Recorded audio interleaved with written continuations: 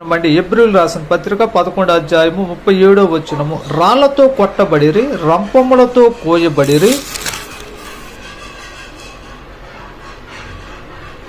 శోధింపబడిరి, ఖడ్గములతో చంపబడిరి. మనకి మహిమ కలుగాక. మనందరికీ తెలిసిన విషయమే, ప్రవీణ్ పగడాల గారు మరణించిన సంగతి మనందరికీ తెలిసిన విషయమే. ఆయన ఉన్నట్లయితే ఈరోజు పరిశుద్ధ ఆదివారం రోజు, విశ్రాంతి దినం రోజు సంఘములో కూడుకొని, సంఘ బిడ్డలందరితో కూడుకొని దేవుని యొక్క లేఖనాన్ని, దేవుని యొక్క వాక్యాన్ని అందించేవాడు. దేవుని సన్నిధానానికి వెళ్ళింది. అదే రీతిగా ఆయన కొరకు మనం అందరము, ఆయన కుటుంబం కోసము, ఆయన బిడ్డల కొరకు, ఆయన చేసిన పరిచర్య కోసము మనమందరము మన వ్యక్తిగత ప్రార్థనలో ప్రార్థన చేసి ఆయన్ని దేవుని మహిమపరిచే రీతిగా, ఆయన కుటుంబానికి ఆదరణ కలిగే రీతిగా మనమందరము మన వ్యక్తిగత ప్రార్థనలో ప్రార్థన చేయవలసిందిగా మనవ చేస్తున్నాడు.